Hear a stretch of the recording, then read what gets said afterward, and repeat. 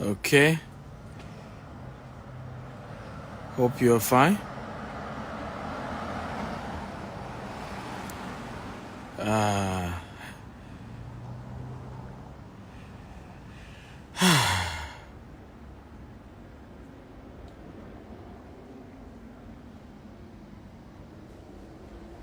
Okay.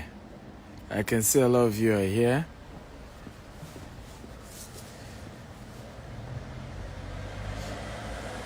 Welcome, welcome.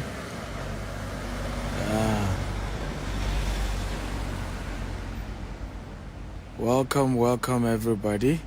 As you're joining, tell me your name and the city you're joining me from, okay? So today I want to talk about how to make money from short stay and rental or capital appreciation in UK real estate market, okay?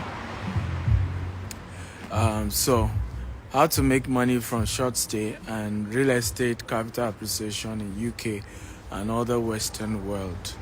Welcome everyone. As you're joining, tell me your name and your city. Kai from London. How are you, Kai? I hope you've registered for tomorrow's training. Invite your friends. Let's get as many people in here. Ogunlade from Lagos. Welcome, Lagos. Kabiru from Lagos. Welcome. You're all welcome and thank you for joining. So we have been doing a 3-day series. Today is the last day and tomorrow is the main event, okay? Tomorrow is the main event. Roland from Edo State. How are you, Roland? Hey, the one and only Mayo. Wow. How are you, Mayo? Good to have you. Kai is asking if my event is virtual. My event is hybrid. So you can attend physically in London, or you can attend virtually online. So it's up to you which one you want to, choose, but it's a hybrid event and it's good to have you around. Send me a DM if it's something you want to come and I'll send you the details. Sylvia from Dubai, Diligent from Abeokuta. Welcome everybody. Oh, I can see everybody's joining us today. Thank you. Yes, my event is hybrid, so you can attend virtually or physically, and don't expect all of it to be free, because we always want free trainings. Unfortunately, things come with a cost. Sure Billionaire from London. Sure Billionaire, I hope you have registered for tomorrow. At least it will be good to finally put a face to the Sure Billionaire. So let's get into today's training. How to make money from short stay and then real estate capital appreciation. So let me start with the short stay. The short stay is increasingly becoming a major money spinner when it comes to real estate globally. Now, please know that as much as I'm mentioning UK, I'm only focusing on UK because I am currently in the UK. But these business models work anywhere in the world. There are little differences, but it's the same real estate and it works globally. The terms, the names may be different, but generally it's the same concept. So short stay got popular with a company called Airbnb, and Airbnb became bigger than the biggest hotel. Without owning any property, they became bigger than the biggest real estate companies without owning any real estate property, and it's become a major model that people can use to make good money for themselves. Now, there are two models to short stay. First model is that you own the house and you decide to do a short stay with the house you own.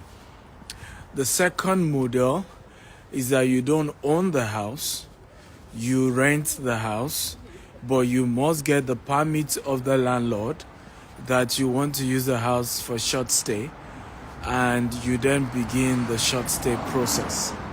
Okay? Now, it's important, like I said, for you to be very clear as to what exactly you want to do. Very, very important to be very, very clear. I think if you want to go into short stay or short let, whatever you call it, the first thing you want to ask yourself is how much training do you have? How much understanding do you have about the business model? And I'll tell you why. Because sometimes, particularly as a landlord, it might be better to partner with somebody who is more experienced in out running short stay and giving the person your property, and then you split the payment, you split the profits on the short stay. I have a very good friend of mine in Dubai. His name is Anthony Joseph. Anthony Joseph runs a short stay business, and they take over properties from the landlord and they properly run it, and then every month they distribute what they've made from those short stay with the landlord. So you might want to consider that as well. So first thing is the knowledge of how short stay work.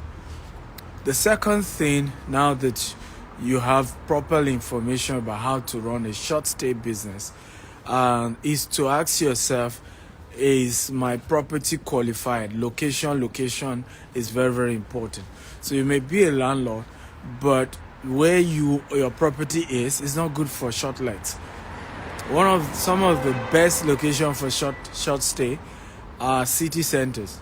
Like I'm currently in central London. Central London is very good for short stay. Properties that are very close to a university, properties that are close to train stations, properties that I'm telling you how to appraise whether your property is good for short stay or not. Properties sometimes are even close to a tourist destination, because sometimes they get full, or somebody wants to stay around that location but is looking for something cheaper, looking for something as alternative. Sometimes people also, because they are coming with their families, okay, so they want a place they can cook and they can just run like they are still in their house. So these are things you need to consider. Is your location suitable for short stay? The next thing, and this is very important, if where you are staying, or your country, or your location, or your borough is closer to where families stay. So you have to also do analysis, and there are ways you can, even just from Google, you will get data about something as simple as what type of property do people use for short stay in London, or Southeast London, or Central London, or Dubai, or whatever country you are. So you can do that analysis, because the type of house you have is also important. So is it a 2-bedroom? Is it a 4-bedroom? Is it a 5-bedroom? And which one do people prefer to stay? So some city 2-bedroom move faster. So in that case, whether you're renting the house or you're buying the house for the sake of short let, then you should go for 2-bedroom. In some places, 3-bedroom move faster for short let. Now in some location, okay, studio do better. Like in Dubai, studio and 1-bedroom, okay, do better, because a lot of people visit Dubai as individuals, right? So of course a lot of families come to Dubai, but a lot of time individuals come on their own. So you'll be shocked that studio and 1-bedroom probably do better in Dubai for short stay than you going for a 3 or 4-bedroom.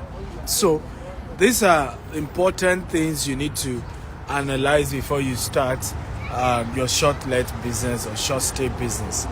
The next thing is how hosting your guests. Okay, now you want to host people in your short stay. How do you, by the way guys, are you learning? If you're learning something, type I'm learning. Remember to share this video and invite more people to join us. We're looking at, for those of you just joining, I'm Dr. Stephen Akintayo. We're looking at how to make money from short stay and real estate capital appreciation in the UK and Western world, okay? Just sharing with you clips from the training I'm going to be doing tomorrow. I have 2 trainings tomorrow. The first one is 9 a.m. to 12 noon. Okay, I've given a lot of free tickets for that, even though it's £250. So if you still want free ticket for that, you can get. While I have the second training taking place 1 p.m. to 6 p.m. tomorrow. That's the one that is focused on real estate. It's a detailed training. You even get a certificate for it, and very, very detailed. It's £500. I only have 30% discount for you if you're registering today. So that means you have to pay $350 if you're paying today. Okay, at the venue is £500 cash that you have to pay. There will be lunch. There will be a lot of material bonuses you'll be getting. So it's gonna be a great event you don't want to miss. And you can attend physically here in London, or you can join us virtually from anywhere in the world. Okay, so I'm sharing today. For those of you who have missed the previous sessions, you can go to my YouTube, Dr. S. Akintayo on YouTube. Subscribe and watch and share the video. I've done 2 days already, and each day I've been sharing like 2 different ways to make money in real estate. I'll be sharing about 7 tomorrow, and I'm bringing 2 other speakers who are going to be sharing with you. One person will help you on lending, getting funding for your real estate business. Okay, so she'll be showing you how to go about getting ready for attracting funding, and if you have any real estate deal, she'll help you get funding for it.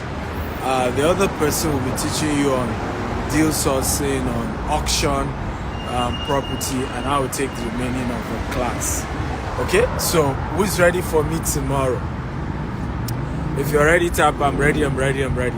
But for today, we're looking at making money from short stay or short lets, and how to make money from capital appreciation when you buy property. How do you get the capital appreciation to go higher? Okay, or how do you buy a property that will have a higher capital appreciation? So that's what we're looking at today. So I'm currently on short stay, and I've shared a few things already. So let me continue. So now that you've gotten the type of house that will give better returns, that people will be willing to stay in, you've gotten that kind of property. The next phase of your work when you're setting up a short stay is whether you're buying the property yourself or you're going to be renting it. And like I said, if you're renting it, make sure you get a written permission from your landlord that he's aware you are going to be using the property for short stay. Okay, in other words, you'll be subletting it. Why am I saying this? Some countries, it can be criminal, and the landlord can get you in trouble if you sublet his property without him giving you permits. So make sure you get permits that you can use this property for, because it's more like you're subletting it really. When you are renting it, more of rent to rent for short stay.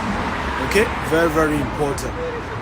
Now, once you start your short stay, what I always advise is do something different that others are not doing. Okay, try and offer things others are not offering, and there are a lot of things you can offer. Free wine, okay, free greeting cards, handwritten with their name and welcoming them to your apartment. Another thing that is critical that you must do is call automation. Everybody type automation. Come on, everybody type automation. This is very, very important, and you must not joke with this part of the business. If you're going to scale short stay, which is really where the money is, the big money in this business is in you being able to scale the business, okay? And automation is critical to scaling the business. So what do I mean? Make sure that the doors are automated. Make sure there are, security cameras on the property, because these are part of the reasons why more people will want to rent your property. But beyond that, this is also how you can keep tab on your property. I'll give you an example. How do you scale this business? You can scale the business if you are not involved in cleaning the house after one guest is gone. So you're able to get a cleaning company, you pay them once a guest is gone to go clean it and make it ready for the next guest. That's how you can scale. That way, you can have hundreds of such property at a time. You see the wisdom here. Now, the other problem would then be who opens the door when the guest comes in. Now, when you start using third parties for these things, they can even on their own begin to mess you up. A lot of people have tried short stay using third party to help them, and those third party were shortchanging them. So my advice has always been automate, so that from anywhere you are in the world, people can rent your property. So if you have an automated door, for example, you do not need to go and open the door for your guests. Once somebody book on the booking platform, okay, they can easily then get keys. That code, the code has also been programmed for the numbers of days they are staying on your property, right? So once they get that code, they are able to use the code, and it's model has proven to be very, very effective. Why? When you run it that way, you can be controlling 100 short stays from just your house and no issue, because all you need to do, send code to access their property for any new guest. All you need to do is send a mail to the cleaning company once one guest leaves, right? And easy, your money is rolling in. Most of the guests will be paying through the booking platform anyway, even though I also still advise you can create your own mini website, upload details of the house, and still have people who can book directly through you as well, okay? But list it on all these platforms, Airbnb, Booking.com, name it. Sometimes you even want to book it on international sites. So for example, let's assume there's a you're doing this here in the UK, but there are Dubai sites, there are Chinese sites, there are US sites, and you feel like, because those sites are more of US, you are not going to put your UK property.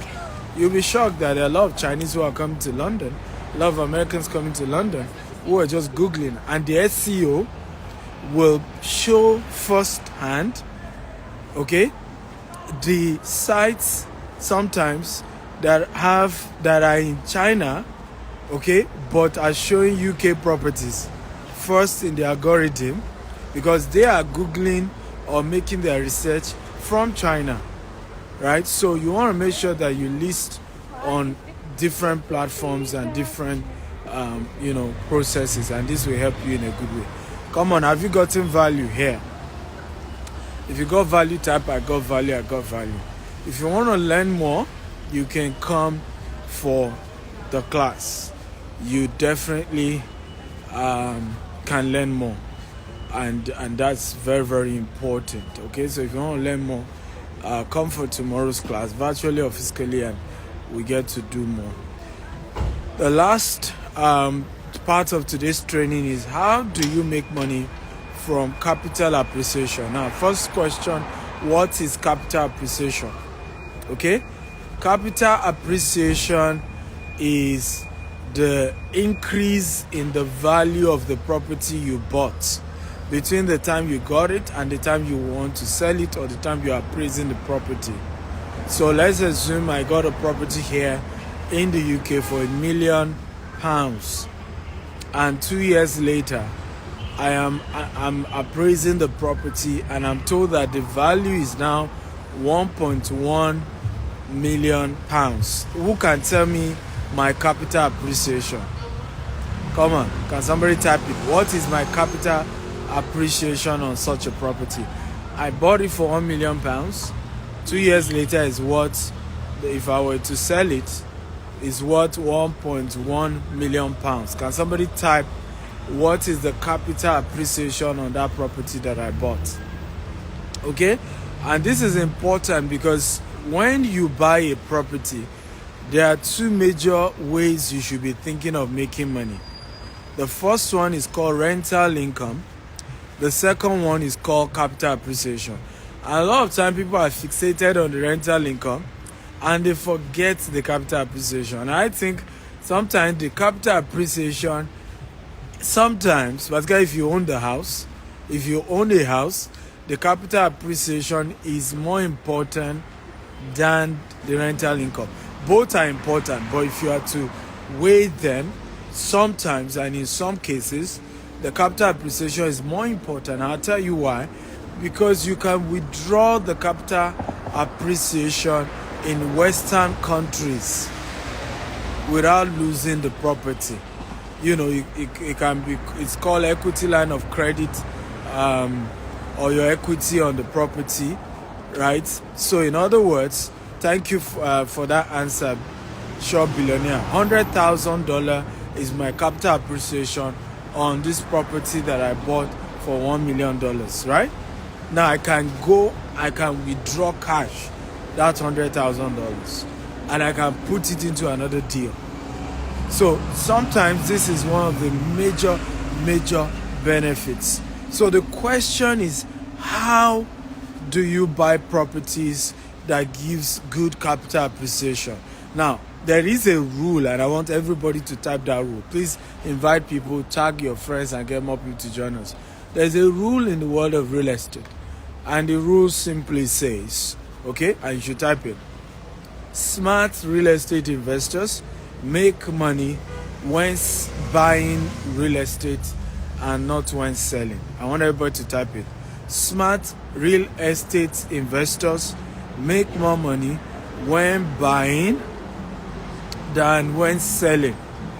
So the beginning of buying a property with good capital appreciation begins with when you are buying the property in the first place.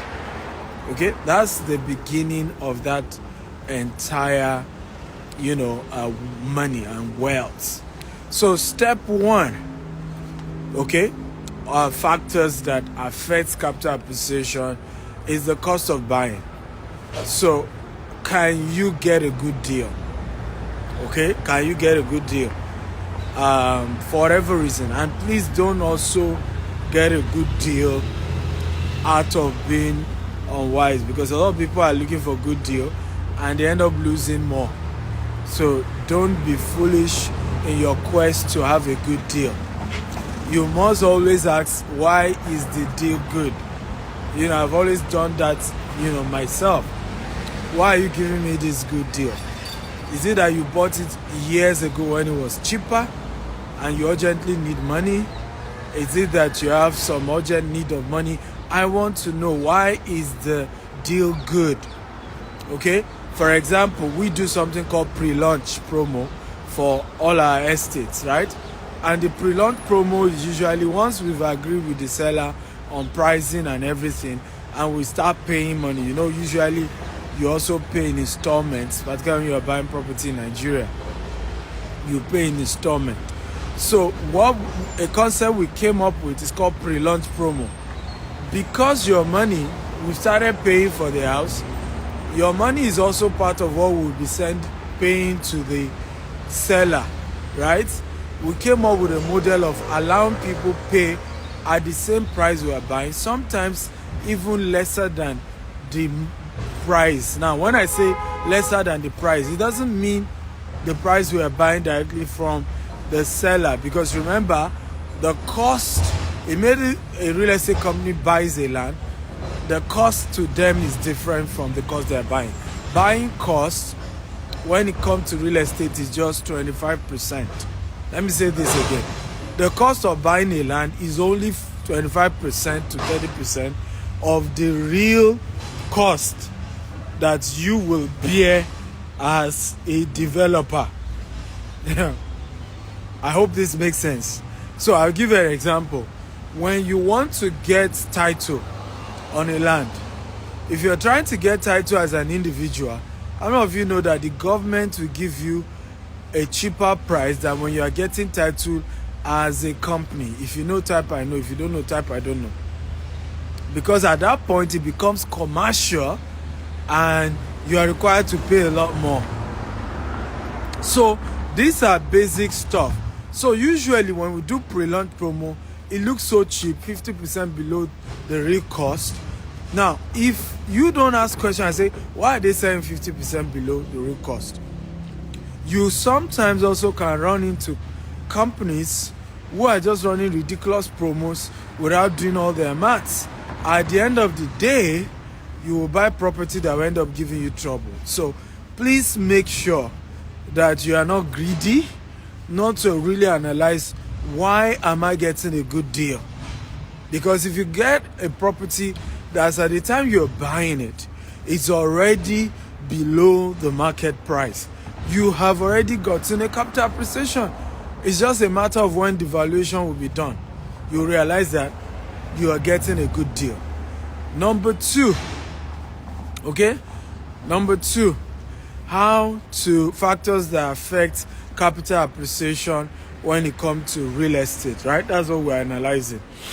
Okay, developments around where the property is.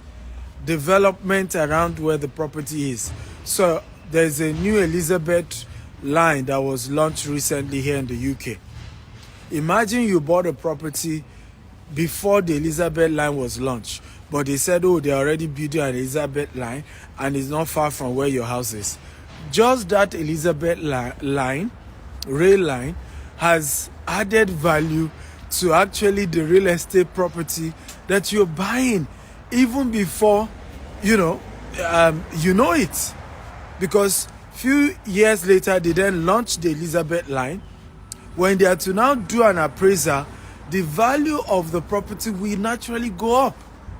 Sometimes the development around the property, so I'm talking about uncompleted development or project around the property you're buying, are factors that affect the capital appreciation of your property. So let's say there's a major industrial project coming up, not too far from where you are. That industrial project will mean more people will move into that area, because more people will need to work for that company and they will want to get a house closer.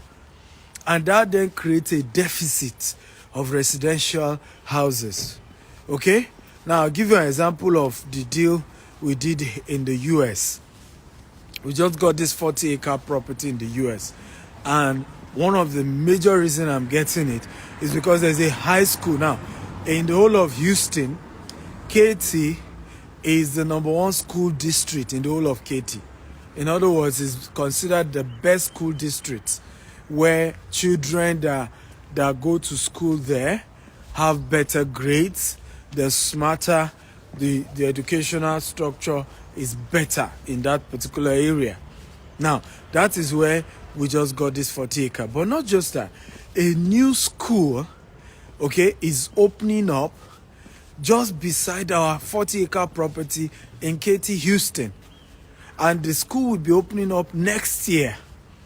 So when the agent brought me to the property and I saw that school, what got me to buy it is that I knew that because the school opens next year, I will get between 10 to 20% capital appreciation next year once the school opens. You know why? The high school in itself will make parents to consider property close to the school. And because Katy is the best school district, number one school district in the whole of Houston, are we learning at all? There are already people who are trying to move to Katy just because of their children, just because they want their children to be in better rated school. Are we learning here, guys? If you're learning type, I'm learning. So a high school, a primary school, a university that is about to open up could be a factor that gives you a better capital appreciation on your property. So when you want to buy a property, be looking out for these things. Okay? What will affect the value? What will get this property to increase in value in the next few years? What is coming to this area that will guarantee that something will go up? There was a property I went to inspect in the US, and Google has started their data center close to where the property is.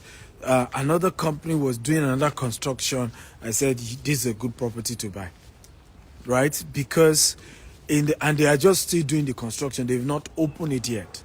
And I know that in the next 1 year or so, they will open those things. Once they open those data centers and all of those things, what happened? The value of the property in that area will go up. So now I have a question for all of you watching. What actually increase capital appreciation of a property? Can anybody type it? Come on. I want to be sure you guys have been following me. I've been teaching, talking.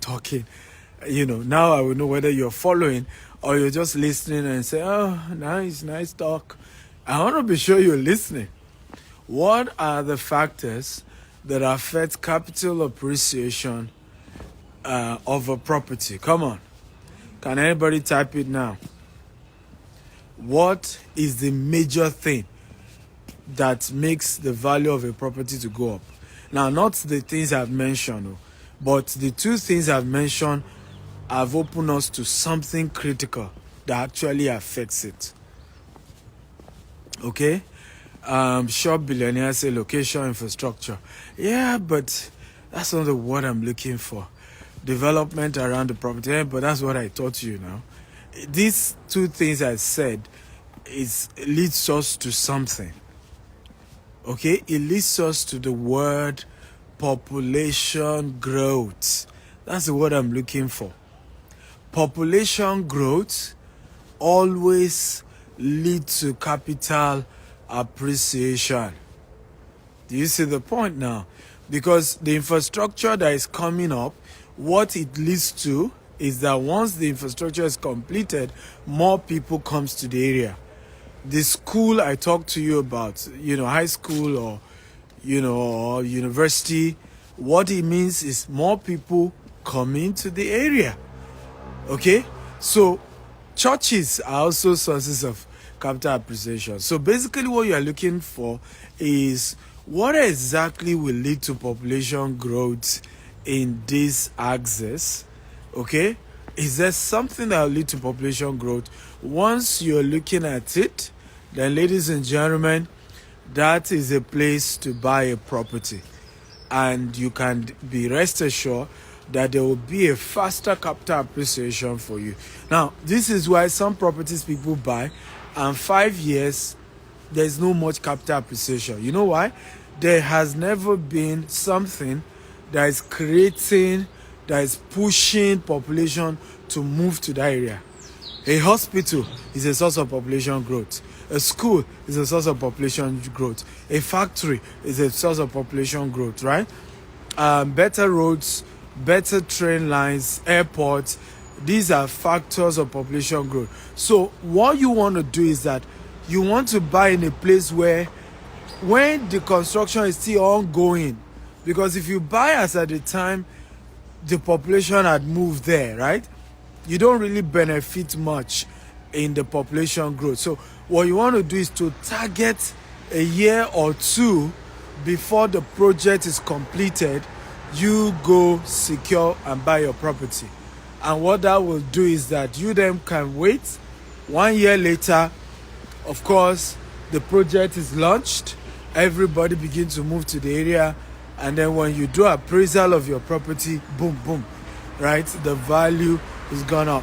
I did a deal, and I am rest assured that in the next 2 years, okay, between 2 to 3 years, based on certain factors, I should be getting at least $2 million, okay, in capital appreciation on just that property, based on some project that will be launched in the next 2 to 3 years.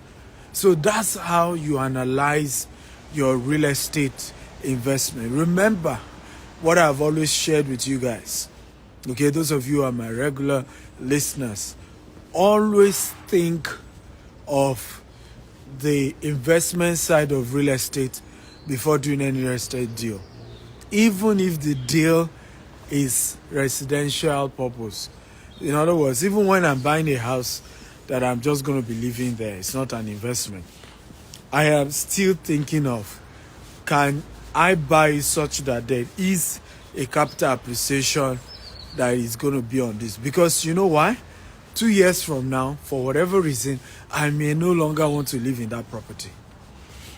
Okay? It would then be a smart investment for me if by the time I decide to say, okay, I change my mind, I need to move to a new place based on whatever reason, by the time we try to sell the property, I am getting already 25%, 30% capital appreciation. That will have been a good deal. That would be an accidental profit that I didn't even plan. But that's the way to really plan your life. So stop jumping into investments where you don't think business, you don't think profitability as at the time you're doing it. Don't do that. So ask yourself, this area I'm trying to buy property, what is the guarantee that there will soon be a huge population growth?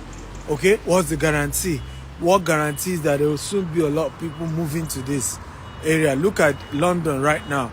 HMO is on the rise. Everybody wants HMO, right? Rather than one person living in a 4-bedroom.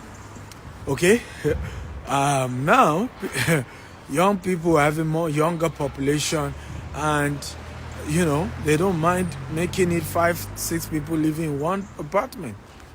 Now, since COVID, most of the big,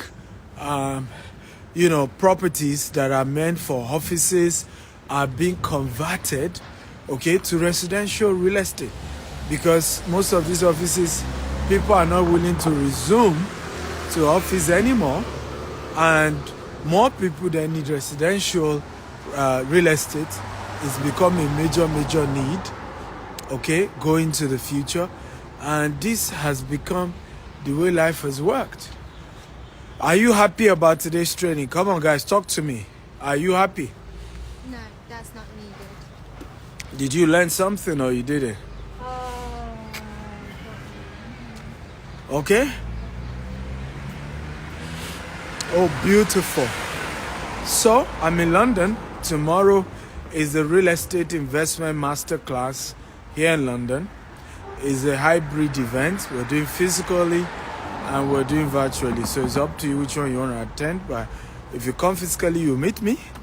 Yes, face to face. We're going to take pictures. We're going to have lunch together. We're going to learn together. So it definitely is something you don't want to miss. But of course, if you're not in London and you want to be part of it, then certainly you can join the virtual class. Just send a DM and state that you want to attend tomorrow's real estate investment masterclass. I promise you it's going to be a life-changing event you don't want to miss for anything. I still have 30% discount if you're paying today. If you're paying tomorrow, of course, you're paying the full £500, which is the cost of the event. Earlier in the day, that's tomorrow, we're having what we call the Business Opportunity Masterclass. It's starting 9 a.m. to 12 noon. It's £250, but I'm still giving free tickets for that. Then by 1 p.m. to 6 p.m.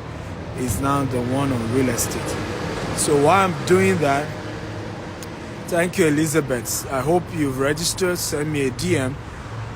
Why I decided the last time I came, I did a business opportunity masterclass alone.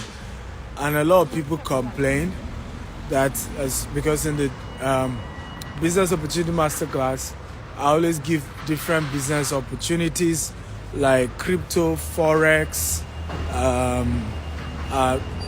I just teach you on various businesses you can start, at the little level. But I didn't realize that a lot more people said to me that, Stephen, thank you for this one, but we know you as a real estate guru and we really want to learn real estate from you. So now I've structured it such that in the morning 9 a.m. to 12 noon, I teach you on 5 different businesses you can do with zero or little capital. Then from 1 p.m. to 6 p.m. is now the real estate investment masterclass, where we focus on 7 different types of real estate you can do from anywhere in the world, opportunities, how to make money in the sector, how to get started. Okay? And we're going to have lunch. We're going to get materials beyond the class, and it's just going to be a solid 5 hours with me. Okay? So if you're interested, send a DM right away. Like I said, you can attend virtually or you can come physically if you're in London. And some people are even coming from outside of London for the event, by the way. A lot of people are coming from outside of London. So it's up to you whether you want to come down or you just want to do it from the comfort of your home. Of course, some people are coming because they really, really want to meet me in person. And they just feel, I've missed Dr. Stephen, and I've missed them too. I've missed a lot of you amazing people. Online, I've had some of the most nicest people in my life that I've met online.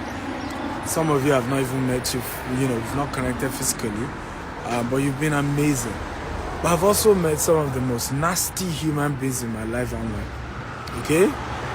Nasty human beings. But I've always been encouraged to continue to teach and mentor and share what I know, because those of you who are good, deep at heart, amazing, good human beings are way better than the nasty ones that I once in a while come across.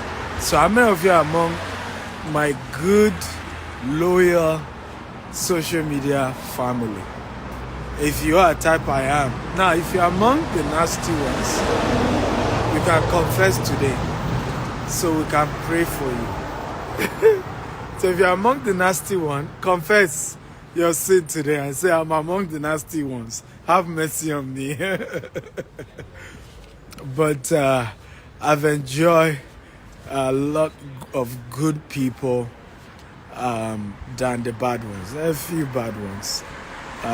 Few nasty ones, but the good ones outweigh them, and that's why I've continued to teach and help, because sometimes I listen to testimonies and I'm so humbled at how lives of people have changed from these videos that I do. When I hear stories, they send me videos.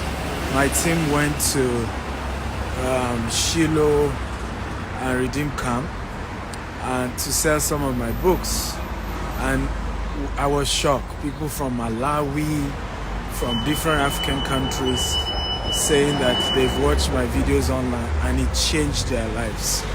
And it's amazing. It's really humbling. So thank you. And each time you give me testimonies and feedback about how the videos that I do change your life, it means a lot to me. Okay, because I could have done my work gently without, and enjoy the fresh air and environment. But instead, I said while I do my exercise, it's good to also just share this knowledge. And hopefully your life changed from it, okay? So I love you all, and I want to thank you all for being part of my world. Compliments of the season. Merry Christmas and Happy New Year in advance. For those of you who I'm seeing tomorrow, I cannot. Is in charge of helping people pay tuition fee, give grants and things like that. So if you are coming to me today now and say, hey, Dr. Steven, I need support for my business, I'll just send you back to Silvertel Foundation, because there are people who have been employed with that responsibility. I'm not in charge. So oftentimes people say, I want to talk to you directly. It's not me you need to talk to directly. You just need to talk to anybody from my team. So send a DM and we will get in touch with you for sure. Okay. I love you all and God bless you. Bye-bye.